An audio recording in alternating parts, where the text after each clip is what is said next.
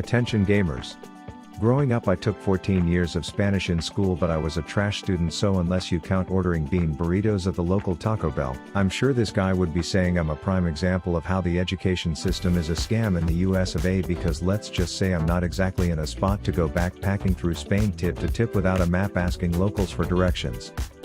But I do know enough to know that the word tempo means time. And if I were to use that in a sentence, I would say that Vitali will be in Philippine prisons for a long tempo. And this lingo fits into a bunch of good league player virginity thesaurus under the category of macro, which to my 10-year heart stuck ass basically means being in the right spot on the rift at the right time. #tempo. Now for as bad as my explanation of macro and tempo was, my execution of those concepts is even worse, until Uncle Rito bailed my ass out of prison of hardstucks by adding the purple Nikes to the map, and paired with someone who already is super mobile, I can be anywhere on the map within seconds, and thus I can make up for lacking in the tempo macro department, which has me getting ahead and never looking back. So today we are going to see how even a zoo animal can pop off and carry games with the strategy I'm about to show.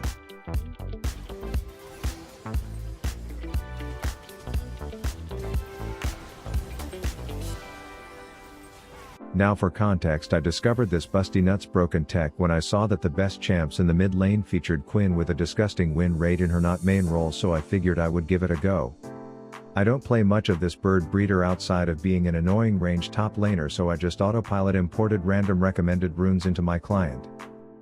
I plan to just blindly follow whatever build is getting high win rates, because you can tell I was new to this strat as my scouting report had me as autofilled, and while I got a quick report on everyone else in the game, the thing that concerned me was this Kha'Zix casual. I continued using tools that compared me live to other mid laners, telling me things like I should be warding more, as if that's important.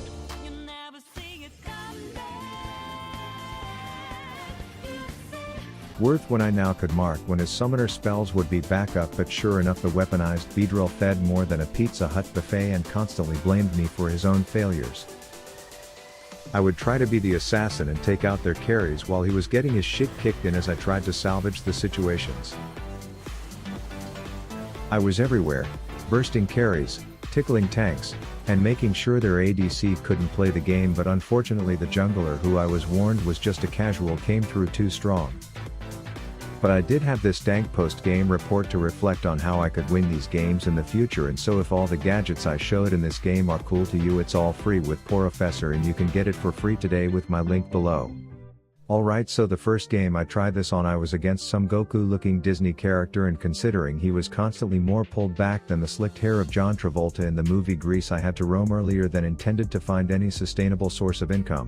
Thankfully their Shen was constantly more out of position than a screen door on a submarine, and even though he was killing my Gragas more than his own chronic diabetes, I was there to clean up the kill.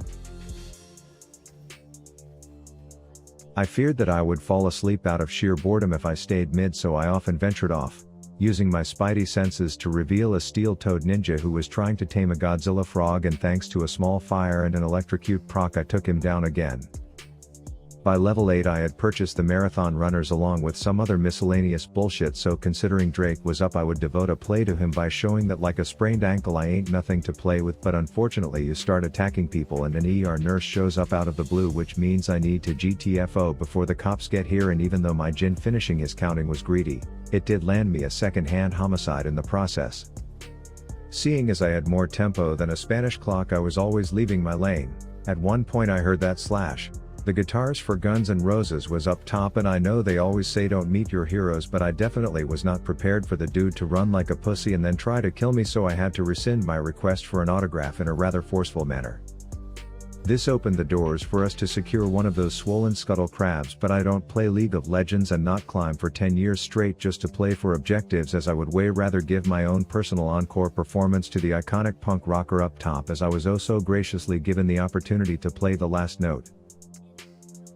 I was now appropriately on pace to funnel all of the gold on the rift to myself and then failed to use it to carry, while eventually blaming my malnourished teammates for the loss when I ran into my lane nemesis plotting something evil, and even though he had a step on me, leave it to alcohol to ruin a man's plans.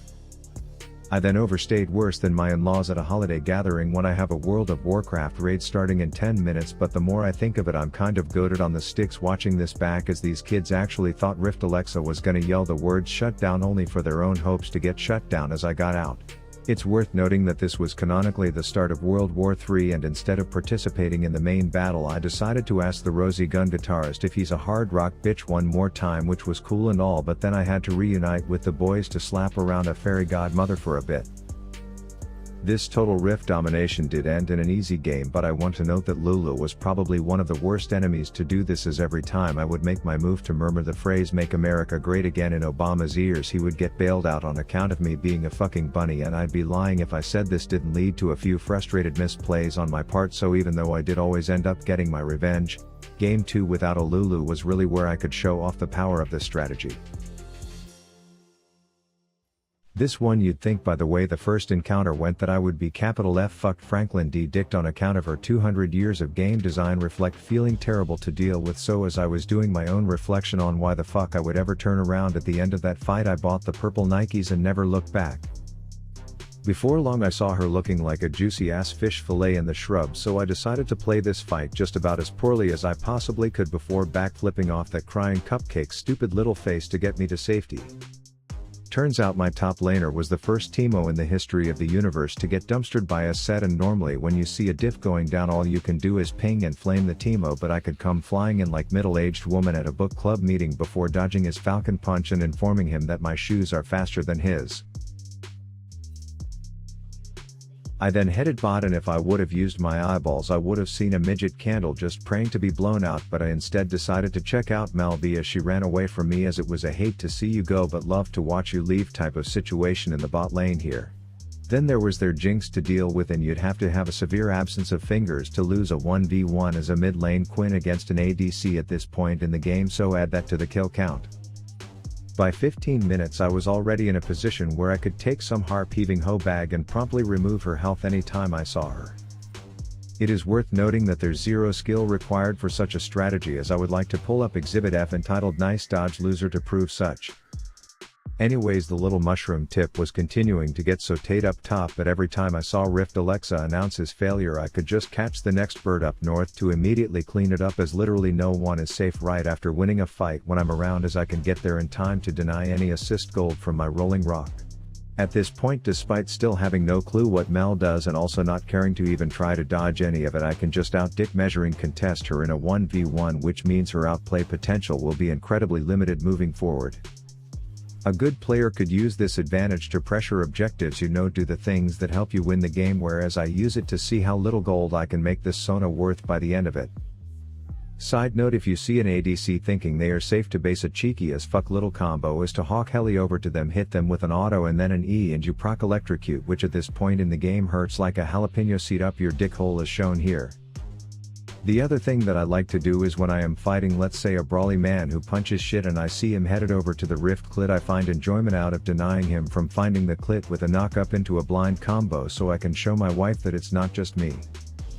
Normally, as a marks non-gender specific person or an assassin, you have to position well in teamfights so you don't get blown up like a celebrity's DMs, but with this speed you can see I can weave in and out of fights until it's the perfect time for me to say, "Surprise bot lane, you both gonna be dead bitches" in a minute, which is typically enough to scare the chocolate icing straight off any stupid ass cupcake's head. And I don't want to speak for everyone, but I think the following play demonstrates just how brainless this strategy is at this point in the game, particularly against most bot laners who are inevitably behind and lacking any sort of CC or self-protection, as it's literally just free kills when you see them on the map at this point.